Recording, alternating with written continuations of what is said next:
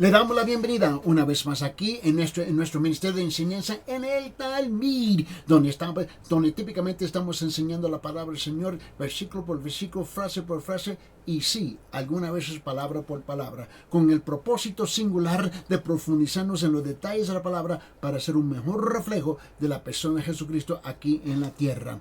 Y conforme a la palabra del Señor en 1 Juan capítulo 2 versículo 6, el que dice que permanece en él debe andar como él anduvo. Eso es el propósito nuestro de profundizarnos en la palabra del Señor.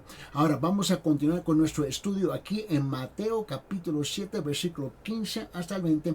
Mateo capítulo 7 versículo 15 al 20, donde Jesús nos está hablando, comenzando con versículo 15, vamos a leer. Cuidaos de los falsos profetas que vienen a vosotros con vestido de ovejas, pero por dentro son lobos rapaces. Por sus frutos lo conoceréis. ¿Acaso se recogen uvas de los espinos o higos de los abrojos? Así, todo árbol bueno da frutos buenos, pero el árbol malo da frutos malos. Un árbol bueno no puede producir frutos malos, ni un árbol malo producir frutos buenos. Todo árbol que no da buen fruto es cortado y echado al fuego. Versículo 20. Así que por sus frutos los conoceréis. En la última enseñanza estuvimos hablando sobre estos versículos, en particular el versículo 17 y 18, donde dice, así todo árbol bueno da frutos buenos, pero el árbol malo da frutos malos. Un árbol bueno no puede producir frutos malos, ni un árbol malo producir frutos buenos. Aquí Jesús nos está haciendo unas declaraciones definitivas sobre este asunto de lo que se puede hacer y lo que no se puede hacer. Y en versículo 17, con él dice, todo árbol bueno da frutos buenos, pero el árbol malo da frutos malos. Es aquí donde hemos dejado la última vez. Y estuvimos hablando de que hay varias cosas aquí cuando en términos de la religión, en términos de las iglesias, ¿no? Hay una tendencia de nosotros imponer y exaltar la religión nuestra sobre la palabra del Señor. Y desde la última enseñanza que tuvimos, hubo varias preguntas sobre las sutilezas. ¿Ves? Las sutilezas y esos cambios sutiles que se hace dentro de la religión, y con el tiempo ni se da cuenta que la religión ahora se impone sobre la palabra de Dios. Y esto fue precisamente lo que pasó en el judaísmo, que es la madre de todas las religiones, ¿no? Ella es la madre, y de ahí nace el catolicismo romano, ¿no? Y de ahí nace después viene las iglesias protestantes o evangélicas, ¿no? Y la cosa es que tenemos que reconocer que todos nosotros hay una tendencia de caer dentro de ese mismo patrón de imponer y levantar nuestras propias creencias eclesiásticas y imponerlas sobre las creencias bíblicas. Y Jesús estaba dirigiendo aquí en versículo 17 y estaba hablando de unas cosas, y permíteme, porque me pidieron a través de las preguntas, ¿no?, que nosotros recibimos a través de WhatsApp, la gente haciendo preguntas, y le dije que número 1, la predicación y la enseñanza de los profetas son enemigos de la cruz de Cristo. Ese fue el primer punto que habíamos hablado la última vez, que la predicación y la enseñanza de los profetas son enemigos de la cruz de Cristo. Porque comenzamos ahora a imponer, ideas y conceptos y preceptos eclesiásticos sobre la palabra del Señor. Habíamos hablado sobre también, punto número 2, que la mente de los profetas, es normal que tenga su mente en las cosas carnales o en cosas espirituales. Y es una mente que está dividida, ¿no? Y la tendencia sobre las cosas carnales muchas veces, ¿no?, utilizando preceptos y juegos de palabras religiosas, ¿ves?, para esconder y disfrazar estos asuntos. Y también habíamos hablado, punto número 3, el apetito de los profetas. Perdón. Se puede decir, Dios es su estómago. En otra palabra, ¿es Dios el Señor el que te alimenta o son los apetitos de esta tierra? Y te recuerda que el apóstol Pablo había dicho esto en Filipenses capítulo 3, en versículo 19. Él dijo, cuyo fin es su perdición. Cuyo fin es su perdición, cuyo Dios es su apetito y cuya gloria está en su vergüenza, los cuales piensan solo en las cosas terrenales. Ese es el desafío que el pueblo falla a comprender, el pueblo falla a discernir, el pueblo falla a percibir, ¿ves? Dónde está la mente y el apetito de muchos de estos que dicen que son profetas, ¿no? Y habíamos hablado también, punto número 4, la ética o la conducta cotidiana de los profetas. La ética o la conducta cotidiana de los profetas. Y habíamos hecho una pregunta. ¿Tienen por práctica vivir inmoralmente? Sea vicariamente, por lo que miran, observen, leen, hablan y hacen bromas, ¿no? O por lo que hacen. Tú puedes ver, ¿ves? Dónde está la vida de esta gente. Mira, es una cosa presentarse en la iglesia el domingo, bien perfumadito, bien feitado y bien bañadito, ¿no? Y bien vestido.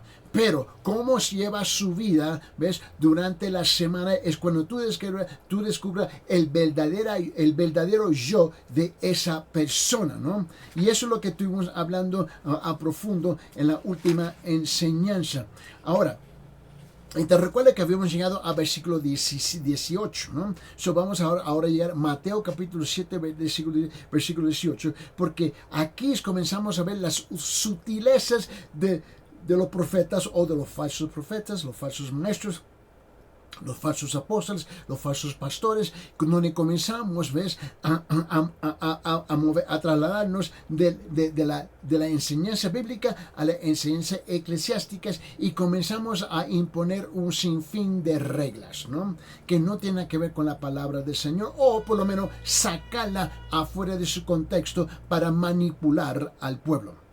Y en versículo 18 de Mateo capítulo 17 dice esto, ¿no? Y aquí está hablando sobre el fruto del falso profeta carece de esperanza. El fruto del falso profeta carece de esperanza. Versículo 18 dice esto, un árbol bueno no puede producir frutos malos. Ni un árbol malo produce frutos buenos. Es una imposibilidad.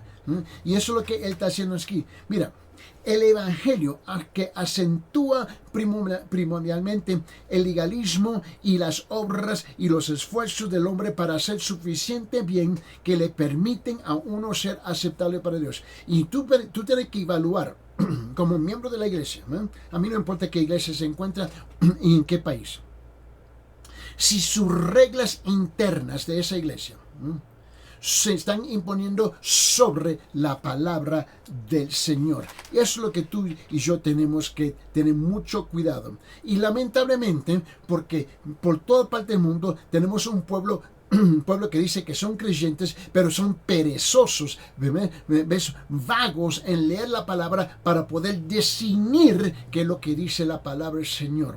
¿Cuál es la que debe de dirigir nuestras vidas? ¿Ves? ¿Las reglas de la iglesia o las reglas de la palabra?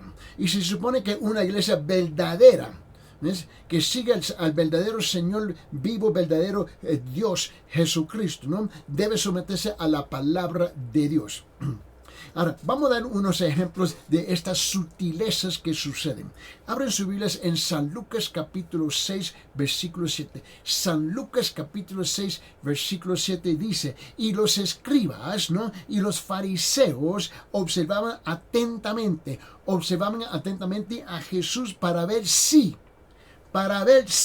sanaba en el día de reposo a fin de encontrar de qué acusarle. Note que ellos habían impuesto unas reglas dentro del judaísmo de esa época, que el día sábado no se puede hacer un sinfín de cosas, ¿no? Y aquí es donde encontramos esas sutilezas que se nos pierden. Pero para entender esto, tenemos que entender el judaísmo. Para entender esto tenemos que entender Israel. Para entender esto tenemos que entender su historia, ¿no? Y la historia de sus leyes y el legalismo que los escribas y los fariseos, en otra palabra, los líderes religiosos habían comenzado a imponer sobre el templo, las sinagogas y también ahora lo que nosotros nombramos hoy día las iglesias. Para entender a los escribas y fariseos es útil a comprender, ¿ves? A comprender que los judíos eran, por sobre todas las cosas, un pueblo de la ley de Dios. Ellos eran un pueblo de la ley de Dios. Ahora, el hecho que distorsionaron la ley es otra cosa, pero era un pueblo de la ley de Dios. Y su nación, Israel, se basaba en los 10 mandamientos y en los primeros 5 libros de lo que nosotros conocemos como el Antiguo Testamento, conocimos como la ley o el Pentateuco, que es Génesis, Éxodo, Levítico, Números y el libro de Deuteronomio. Solamente este hecho, que era un pueblo de la ley, de que la nación estaba basada en la ley de Dios, da a Israel un carácter singular entre las naciones sobrevivientes del mundo. Ahora, hay muchas etapas. Ahora, por favor, esto es importante a comprender para que así tú puedas evaluar, ¿no?, el legalismo que muchas de sus iglesias están practicando hoy día. Es el mismo juego religioso hoy en día. Pero por el momento vamos a revisar a Israel. Hay muchas etapas, como digo yo, significativas en la historia de Israel que muestran la fuerza dominante que fue la ley en la supervivencia de la nación de Israel. Primeramente, los judíos fueron un pueblo creado por Dios en un hombre que se llamaba Abraham. ¿Te recuerdas eso? En Génesis, en capítulo 12, versículo 1, 2 y 3, ¿no? Abraham creía haber sido llamado por Dios para ser el padre de una gran nación, y Abraham transmitió esa fe a su hijo Isaac. Mira lo que dice Génesis capítulo 12, versículo 1 al 3. Dice: y el Señor dijo a Abraham: vete de tu tierra y de entre tus parientes y de la casa de tu padre a la tierra que yo te mostraré. Y haré de ti una nación grande, y te bendeciré y engrandeceré tu nombre, y serás bendición. Bendiciré a los que te bendigan, y al que te maldiga maldiciré, y en ti serán benditas todas las familias de la tierra. La segunda cosa que tenemos que reconocer, que la población judía creció enormemente durante los 400 años de esclavitud en Egipto, comenzando con los 12 hijos de Jacob. ¿Te recuerdas eso, no? Y habían sido llevados a Egipto por José, para salvar a la familia del hambre que amenazaba sus vidas. Nuevamente, el hecho significativo fue que los padres transmitieron a sus hijos la fe de Abraham en cuanto a que ellos eran el pueblo de Dios, escogido, ¿no?, para ser mayor de todas las naciones. Y ellos lo sabían. La tercera cosa que tenemos que reconocer de este pueblo es que la nación como tal nació oficialmente a los pies del monte de Sinaí, cuando Dios le dio la ley a Moisés. Es ahí cuando oficialmente nace la nación de Israel. La nación fue designada para un propósito espiritual: ser guardiana de la ley de Dios. ¿Ves? Este acontecimiento fue extremadamente significativo porque, puesto que Israel estaba siendo designado como mensajero de Dios para el resto del mundo, como el pueblo que debía dar testimonio del único Dios viviente y verdadero y de su ley. Ellos debían ser los misioneros, ¿ves?, de Dios ante el mundo. Y el problema es que ellos se encerraron en los templos de sus iglesias. Ya dejaron de evangelizar, dejaron de ser misioneros, dejaron de compartir la palabra del Señor con los demás. Y ese es un problema muy común hoy en día, igual en las iglesias. Ahora, la cuarta cosa es esto: que el pueblo judío, ¿no? Había sido conquistado, ¿no? Y esparcido una y otra vez sobre todo el mundo. Y en la historia del Antiguo Testamento fueron conquistados y esparcidos por los asirios, por los babilonios y por los persas, ¿no? Pero sobrevivieron a cada uno de los intentos de aniquilarlos, ¿ves? Como pueblo. Ahora, tú tienes que entender que esa es la fundación, esa es la base. Y poco a poco lo que pasó fue que comenzaron a elevar, ¿no?, la interpretación de ellos mismos, de su ley, sobre lo que había dicho Dios. Y tenga mucho cuidado con eso. Vamos a ver algo. Mira, por ejemplo, en Mateo capítulo 1, ¿ves? En Mateo capítulo 1, mira lo que él dice en versículo 12. Perdón, Mateo capítulo 12, versículo 1. Mateo capítulo 12, versículo 1 dice esto. Porque aquel tiempo Jesús pasó por entre los sembradores en el día de reposo. Sus discípulos tuvieron hambre y empezaron a arrancar espigas y a comer. Ahora, esto sucede el día sábado, ¿no? Ahora vamos a hablar sobre la diferencia entre el sábado y el domingo, ¿no? Porque eso es parte del paquete del juego del legalismo, ¿no? Y muchas iglesias, nosotros caemos en ciertas cosas dentro de nuestra iglesia, en un legalismo donde comenzamos a imponer nuestras reglas internas, nuestra interpretación personal sobre la palabra de Dios. Aquí tenemos un ejemplo. Ahora, note que la palabra significa reposo. Cuando él dijo, Jesús pasó por entre los sembradores, versículo 1, en el día de reposo. Ahora, lo que significa reposo era cesación de trabajo, dejar de trabajar. Ahora, el propósito de trabajar era para proveer por sus propias necesidades, ¿no? Ahora, el sábado era el séptimo día de cada semana, ¿no? Porque eso era el sábado, ¿no? Y era el día en que Israel, la nación religiosa, celebraba mediante el reposo, ¿no? Dejando de hacer absolutamente todo trabajo. Y estaba basado en el séptimo día, cuando Dios reposó después de 6 días de la creación. Ahora, ellos toman este concepto, ¿no?, del libro de Génesis también. Ahora, abre su Biblia en Génesis capítulo 2, versículos 2 y 3. Génesis capítulo 2, versículos 2 y 3. Nota lo que dice.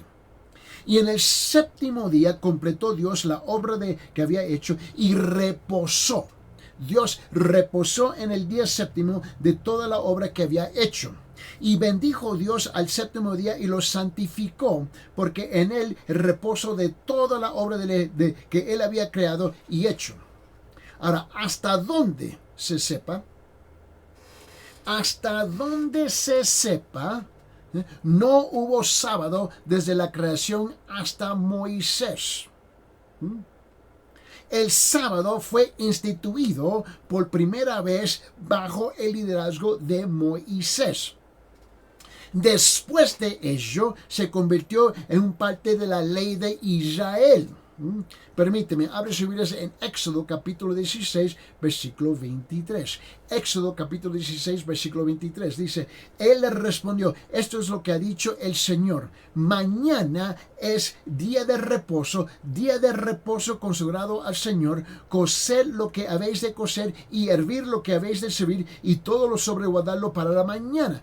Ellos tenían que, en términos nuestros, ellos tenían que preparar todo para el viernes. El viernes todo se tenía que preparar para el día sábado.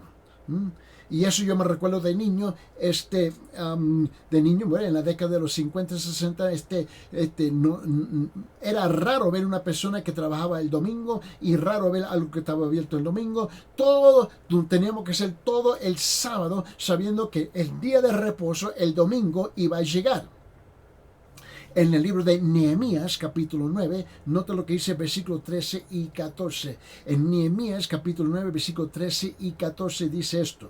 Dice, luego bajaste sobre el monte de Sinaí y desde el cielo hablaste con ellos. Y le diste ordenanzas justas y leyes verdaderas, estatutos y mandamientos buenos. Les hiciste conocer tu santo día de reposo. les hiciste conocer tu santo día de reposo y le prescribiste, dice, mandamientos, estatutos y la ley por medio de tu siervo Moisés. Bueno, vamos ahora a abrir nuestras Biblias en Éxodo capítulo 20. Ahora llegamos al resumen de la ley. En Éxodo capítulo 20, mira lo que dice el versículo 8, 9 y 10. Acuérdate del día de reposo para santificarlo. 6 días trabajarás y harás toda tu obra. Mas el séptimo día es el día de reposo, que nosotros conocemos como el sábado, para el Señor tu Dios. No harás en él, mira, dice, no harás en él obra alguna, tú, ni tu hijo, ni tu hija, ni tu siervo, ni tu sierva, ni tu ganado, ni el extranjero que estás contigo. ¿Por qué? Porque en 6 días hizo el Señor los cielos y la tierra y el mar y todo lo que en ellos hay, y reposó en el séptimo día. Por tanto, el Señor bendijo el día de reposo y lo santificó. Ahora, una vez más, nosotros conocemos esto como el día sábado. ¿Y por qué estamos hablando de esto? Porque esto es lo que más adelante se convirtió en un legalismo. Un legalismo, ¿no? Donde ahora el legalismo y la interpretación y la implementación del legalismo dentro de la iglesia ahora era más importante, la letra era más importante que el espíritu y la intención de Dios sobre sus principios que iba a manejar nuestras vidas. Ahora, el sábado fue guardado como una señal distintiva de Israel, particular pueblo de Dios. Nunca fue un día de adoración o servicio religioso. Ese es el asunto que tenemos que reconocer. ¿Me está escuchando? El sábado fue guardado como un señal distintiva, ¿no?, de Israel, particular pueblo de Dios. Pero nunca fue un día de adoración o servicio religioso. Simplemente fue un día de descanso completo, tanto para el hombre como para la bestia. Cristo es acusado a violar leyes hechas por el hombre incrustadas en el contexto del sábado. Y eso es lo que tú y yo tenemos que entender. Aquí están las sutilezas que yo había mencionado al principio de la hora de esta enseñanza. Ahora, hay una diferencia entre el sábado, tal como lo observaban los judíos y otros, y el domingo, tal como es observado por los creyentes cristianos. Hay una tremenda diferencia. Los dos no son igual. El sábado es el último día de la semana. Fue un día de reposo cuando Jesús el Mesías estuvo en el sepulcro, un día de gran tristeza para el cristiano. Eso es lo que representa el sábado para el cristiano, si no lo sabes. En cambio, domingo es el primer día de la semana. Es un día de gran gozo. ¿Por qué? Porque fue en el día de la resurrección de Jesús, el día en que triunfó sobre la muerte. Es llamado el día del Señor. El día del Señor. Y se celebra, y es celebrado como un día de reposo y gozo. Un día glorioso para escudriñar el alma y meditar en Dios. Ese es el día de adoración y de compañerismo cristiano celebrado por los creyentes en toda parte del mundo. Ahora, permíteme, abre sus Biblias en Hechos capítulo 20, versículo 7. Ahora, te recuerda que en el Nuevo Testamento, cuando la iglesia nace, ¿no?, la iglesia primitiva es completamente judía al principio. Y dice en Hechos capítulo 20, versículo 7, dice, y el primer día de la semana, cuando estábamos reunidos para partir el pan, Pablo les hablaba, pensando partir el día siguiente, y prolongó su discurso hasta la medianoche. Ahora, vete a 1 Corintios capítulo 16, versículo 2. Porque la pregunta es, ¿y por qué nosotros tenemos los cultos, el servicio los domingos? Porque ese es el día de celebrar, ¿ves?, el día del Señor, la resurrección de Jesucristo, el primer día de la semana. En 1 Corintios, Pablo lo pone en estos términos, capítulo 16, versículo 2. Dice que el primer día de la semana cada uno de vosotros aparte y guarde según haya prosperado, para que cuando yo vaya no se recogen entonces ofrendas. En otra palabra, en términos de hoy día, los creyentes el día sábado ya debe tener predeterminado, ¿ves?, la ofrenda que va a llevar en gratitud al Señor en el culto el día domingo. ¿Me están entendiendo? Eso era algo que ya la familia se reunía, estaban de acuerdo, hacían una oración y expresaban su gratitud al Señor, y luego iban el domingo para entregarlo en el templo, ¿no? O en el culto, donde sea. Ahora, la quinta cosa que tenemos que reconocer aquí es que un pequeño remanente, ¿no?, del pueblo judío fue autorizado a regresar a reconstruir la capital, ¿no?, que era Jerusalén, y comenzar totalmente de nuevo bajo el liderazgo de Nehemías y Esdras, ¿no? Fue en este punto en la historia de Israel que se produjo el nacimiento de los escribas. Aquí donde nacen los escribas, más o menos como unos 450 años antes de Cristo, ¿no?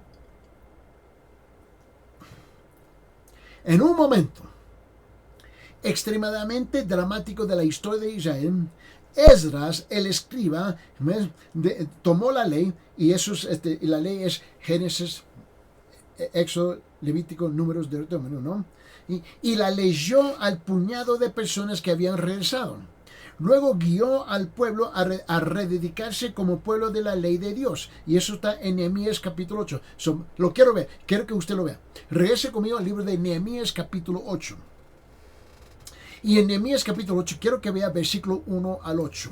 Versículo 1 al 8. Mira lo que dice. Se reunió todo el pueblo como un solo hombre en la plaza que estaba delante de la puerta de las aguas, y pidieron al escriba Esdras que trajera el libro de la ley de Moisés que el Señor había dado a Israel. Entonces el sacerdote Esdras trajo la ley delante de la asamblea de hombres y mujeres, de todos los que podían entender y lo que oían. Era el primer día del mes séptimo. Y leyó el libro frente a la plaza que estaba delante de la puerta y de las aguas desde el amanecer hasta el mediodía, y en presencia de hombres y mujeres y de todo lo que podían entender, y los oídos de todo el pueblo que estaban atentos al libro de ley. Ahí estaban los hombres y las mujeres, y había un sinfín de niños presentes. Versículo 4. El escriba Esdras, ¿no?, estaba sobre un estrado de madera que habían hecho para esta ocasión, junto a él su derecha. Ahora, ellos levantaron una plataforma. Es aquí, si tú no sabes, donde si tú vas a muchas iglesias hay una plataforma enfrente, ¿no?, y hay un púlpito encima de ella. Es aquí donde nace lo que nosotros conocemos la plataforma y el púlpito. Mira bien, versículo 4. El escriba Esdras estaba sobre un estrado de madera que habían hecho para esta ocasión. Y ahora menciona todos los que estaban ahí. Mira, ahí estaba Ananías, Urías, Hilquías y Maaseías, y a su izquierda era Pedaías, Misael, Malquías, Asum, Asabadana, Zacarías y Mesalum. Ahora, ellos eran los traductores, porque te recuerda que el pueblo de Israel había estado regresando y de varias naciones. Y abrió Esdras en versículo 5 el libro a la vista de todo el pueblo, pues él estaba más alto que todo el pueblo cuando lo abrió, y todo el pueblo se puso en pie. Entonces Esdras bendijo al Señor en gran Dios, y todo el pueblo respondió amén y amén mientras alzaban las manos. Después se postraron y adoraron al Señor sobre la tierra. Ahora, esa está sobre la plataforma. ¿Y por qué nos ponemos de pie cuando se lee la palabra? De respeto a la palabra, de la presencia de Dios en su palabra. Es la razón por la que nos ponemos de pie. Dice en versículo 6, entonces Esdras bendijo al Señor y el gran Dios, y todo el pueblo respondió amén y amén. Mientras alzaban las manos después de que se postraron y adoraron al Señor en rostro. Y también, note ahora los otros que estaban presentes. También Jesúa, Bani, Serebías, Jamín, Acub, Sebatai, Odías, Masaías, Kelita, Azarías, Josabad, Anán, Peleaías y los levitas explicaban la ley al pueblo mientras el pueblo permanecía en su lugar.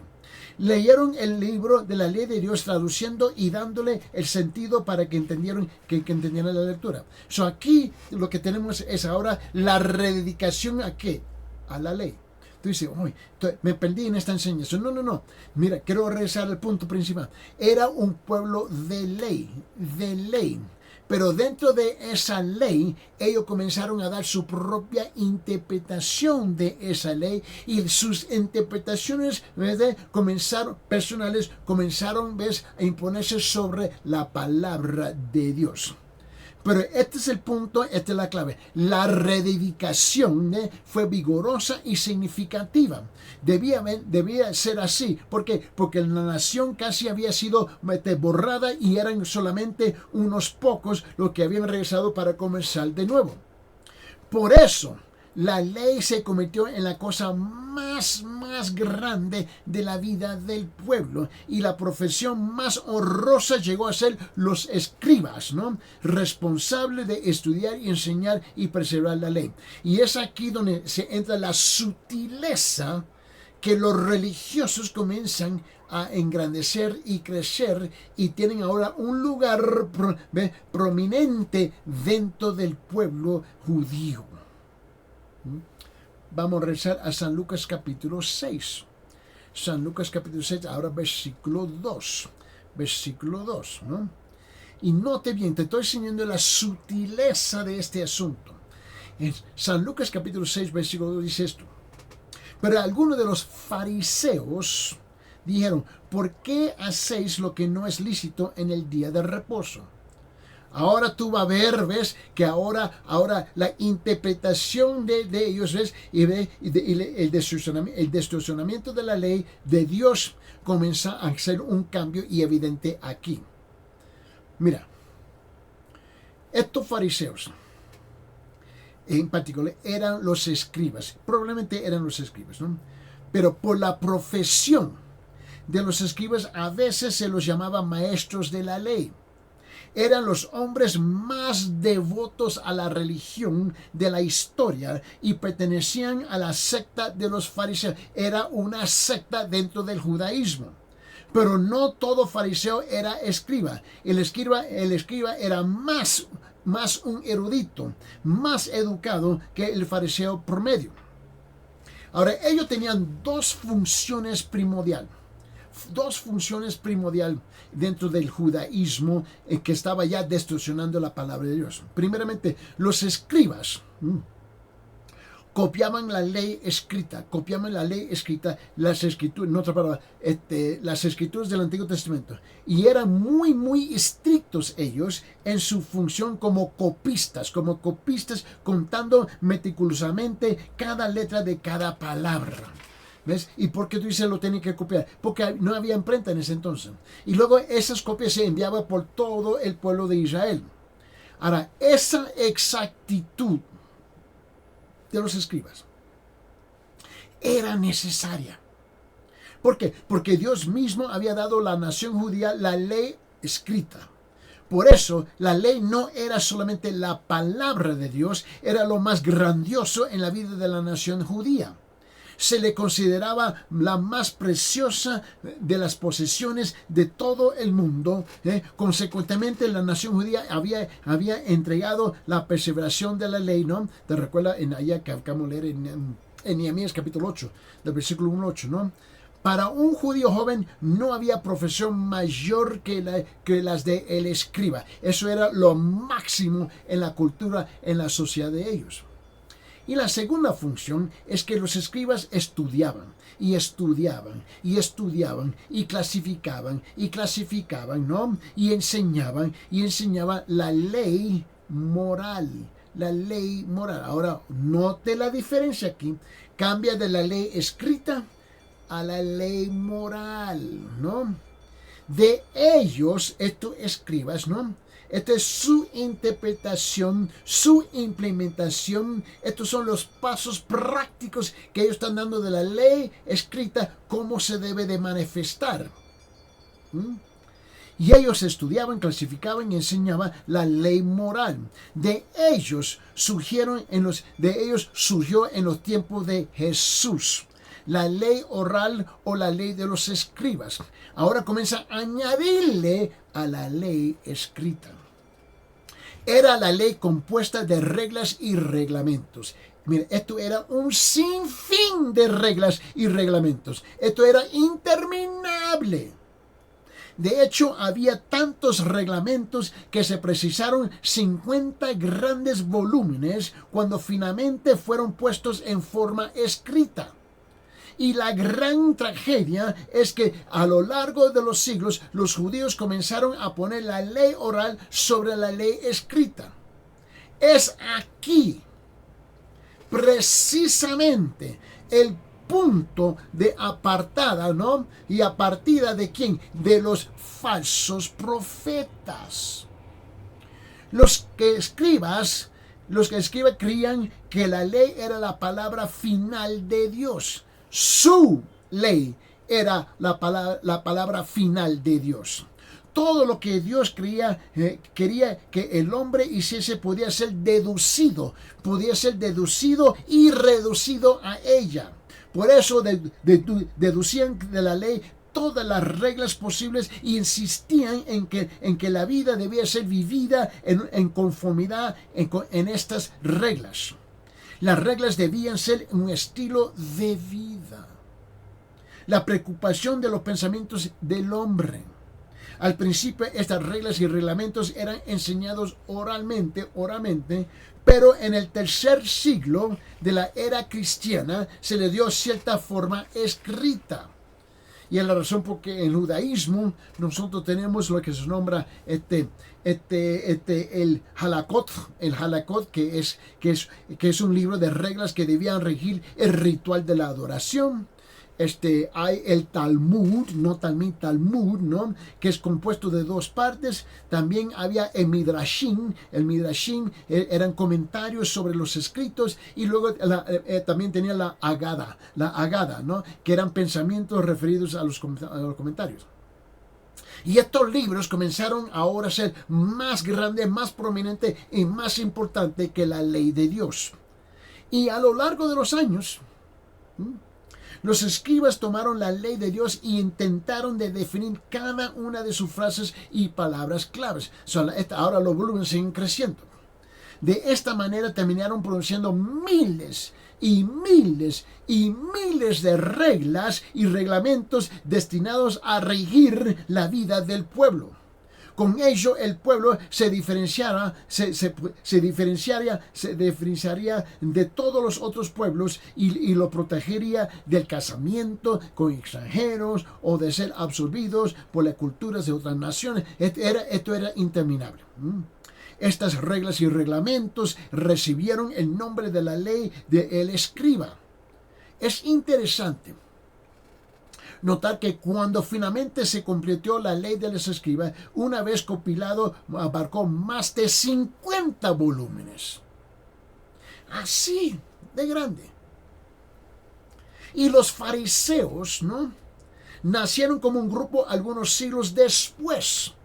Eran los escribas primero, ¿no? Más o menos como unos 450 años antes de Cristo. Ahora los fariseos como un grupo no nace hasta aproximadamente unos 170 años antes de Cristo. ¿Ves?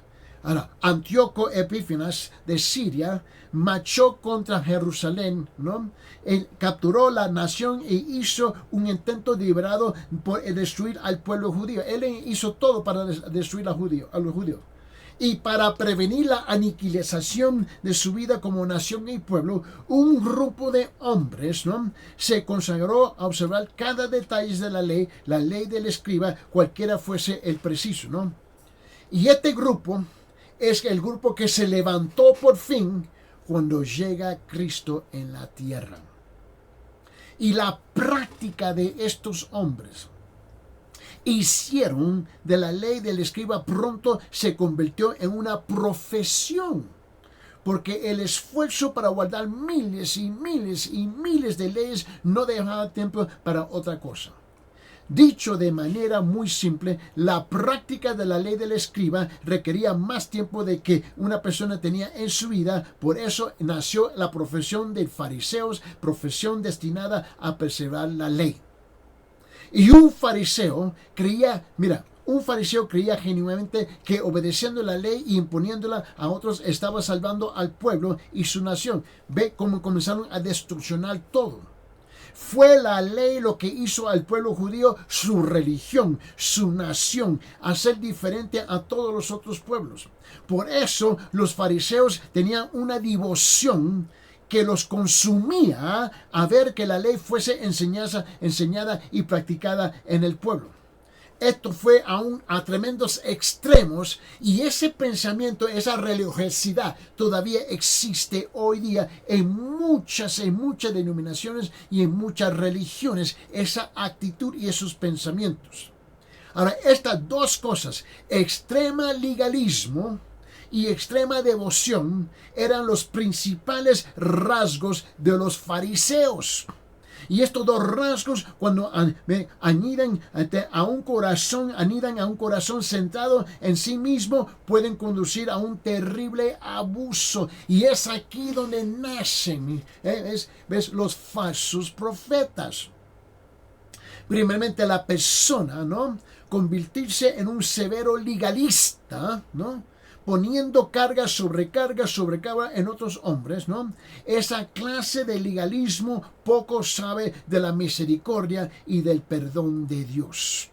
Segundo, la persona puede volverse monástica, ¿no? Separada de la gente, no los toque. Ellos son tan sagrados, tan especiales, que nadie los puede tocar a ellos. Tercero, la persona puede volverse un super religioso, una super religiosa o un super espiritual, con una actitud y un aire de yo soy más santo que tú. Cuarto, la persona puede volverse orgullosa porque pertenece a cierta profesión y tiene cierto lugar o posición o título o por ser más disciplinada en guardar las reglas. Entonces se siente más elevada que los otros, más honrada, más religiosa y más aceptable a Dios. Quinto, la persona se puede volver hipócrita. Sencillamente no hay forma de guardar miles y miles de reglas y reglamentos. Es que no se puede hacer. La naturaleza humana se opone a ello o impide la obediencia perfecta. Por esa razón, estos falsos profetas y fariseos escribas eran hipócritas, porque nadie puede ser perfecto. Ahora, puede pintar la cara, puede dar la apariencia que sí, pero no lo son. Sexto, la persona puede volverse exhibicionista y ostentosa, mostrar que yo soy. La disciplina estricta y el logro personal pone en la persona, ¿ves?, un deseo de mostrar sus logros y obtener reconocimiento. Mírame, yo soy perfecto. Dios guarda. Séptimo, la persona se puede volver hipócrita actuando y predicando una cosa en público, pero practicando otra cosa en privada. Mira, tú tienes que entender que el evangelio, que acentúa primamente fe y gracia, pero minimiza la conducta, una persona puede ser mundana siempre cuando se ocupe de su espíritu en los momentos indicados de la adoración dominical. Y eso está bien claro. Mira, en Romanos capítulo 6 dice esto. Y es la razón por que el apóstol Pablo comenzó a atacar este asunto. En Romanos capítulo 6, versículo 1-2, Pablo hace una pregunta declarativa que se tiene que responder, se tiene que contestar. Él dice en versículo 1, dice, ¿qué diremos entonces? ¿Continuaremos pecado para que la gracia abunde? De ningún modo. Nosotros que hemos muerto al pecado, ¿cómo viviremos aún él? Él estaba cuestionando este legalismo que él había nacido, criado, educado, y ahora se le había rompido todo las ligaduras del legalismo en su vida por la pura gracia del Espíritu Santo en su vida cuando él fue el salvo. Ahora, permíteme, abre su Biblia en 1 Corintios capítulo 6. En 1 Corintios capítulo 6, versículo 8, 9, 10 y 11. 1 Corintios capítulo 6, comenzando en versículo 8, vamos a concluir en versículo 11, dice, por el contrario, vosotros mismos cometéis injusticias y defraudáis a los hermanos. ¿O no sabéis que los injustos no heredarán el reino de Dios? No os dejéis engañar, ni los inmorales, ni los idólatras, ni los adúlteros, ni los afeminados, ni los homosexuales, ni los ladrones, ni los ávaros, ni los borrachos, ni los difamadores, ni los estafadores heredarán el reino de Dios. Y estos erais algunos de vosotros. Pero fuisteis lavados, pero fuisteis santificados, pero fuisteis justificados en el nombre del Señor Jesucristo, en el Espíritu de nuestro Dios. No fue la ley. Aquí se está dirigiendo a la gente que estaban en la iglesia. En el libro de Santiago lo dice así en capítulo 2, versículo 14. Santiago, capítulo 2, versículo 14. Dice, ¿de qué sirve, hermanos míos, si alguno dice que tiene fe, pero no tiene obras? ¿Acaso puede esa fe salvarle? No, la respuesta era obvio. En ese mismo capítulo de 2 de Santiago, capítulo 2 de Santiago, versículo 17, dice, así también por la fe por sí misma, si no tiene obras, está muerta. Estás muerta.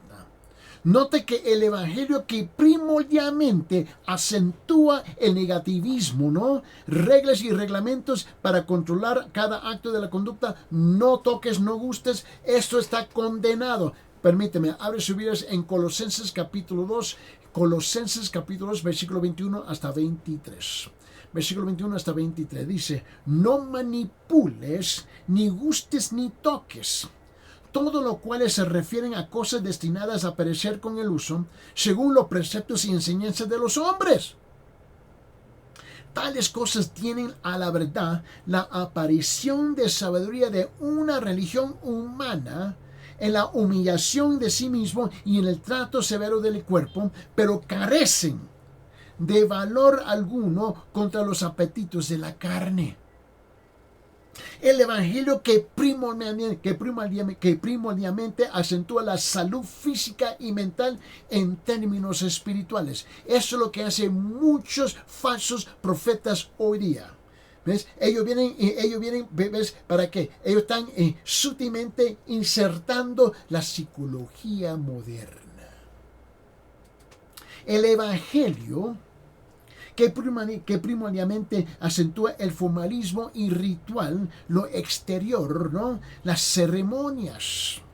La persona, creyendo que la persona es aceptable a Dios, por lo tanto es bautizada y sigue con cierta fidelidad en la iglesia, en sus rituales y órdenes. Lo que importa más es la iglesia, ya no es Dios. Lo que importa más es la iglesia, no es la palabra de Dios. Lo que importa más es la iglesia, no el Espíritu Santo.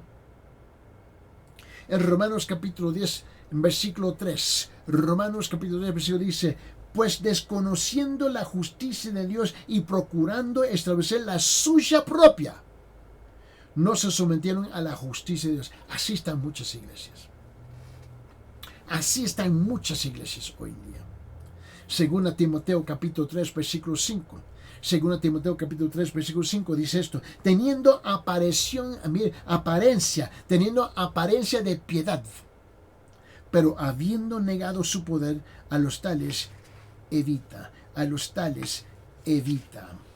El evangelio que primordialmente acentúa la separación y el monasticismo, un evangelio que saca a la persona del mundo completamente y lo encierra en las cuatro palabras de la iglesia. Mira lo que dice Juan capítulo 17 versículo 5. Estas son las palabras de Jesús. Estas no son las palabras de Eddie Ildefonso. Estas son las palabras de Jesús. Él dice en versículo 15, dice Juan capítulo 17, no te ruego que lo saques del mundo, sino que lo guardes del maligno. Y muchos se encierran en las iglesias. Y con el tiempo ya no tienen conocidos, amigos, ni siquiera vecinos que son mundanos, ni los conocen ni hablan con ellos. Nunca fue la intención de Dios de sacarnos del mundo, separarnos del mundo, al punto que abandonamos y condenamos al mundo. Somos luz y sal dentro del mundo. El evangelio que primordialmente acentúa las verdaderas necesidades espirituales del hombre, pero ignora las necesidades físicas, anda mal también. Mira lo que dice Mateo capítulo 25, versículo 41. Mateo capítulo 25, versículo 41, 42 y 43. Dice esto: entonces dirá también a los de su izquierda: apartaos de mí, malditos, al fuego eterno que ha sido preparado para el diablo y sus ángeles. ¿Por qué? Porque tuve hambre y no me diste de comer. Tuve sed y no me diste de beber. Fuiste forastero y no me recibiste. Estaba desnudo y no me vestiste. Enfermo y en la calle y no me visitasteis. Está claro. Mira, más adelante. Esto está bien, esto está súper claro en la palabra, por favor. Mira, nunca se puede esperar que el árbol malo produzca fruto bueno. Así como habíamos comenzado originalmente leyendo Mateo capítulo 7, versículo 17, Mateo capítulo 7, versículo 18. Nunca se puede esperar que el árbol malo produzca fruto bueno. Es que no es posible. Del árbol corrupto se cosecha constantemente fruto malo. Un profeta falso atrae más y más personas a pensar que son aceptables y que están profundizándose su fe en un falso evangelio. De eso nos tenemos que tener mucho cuidado.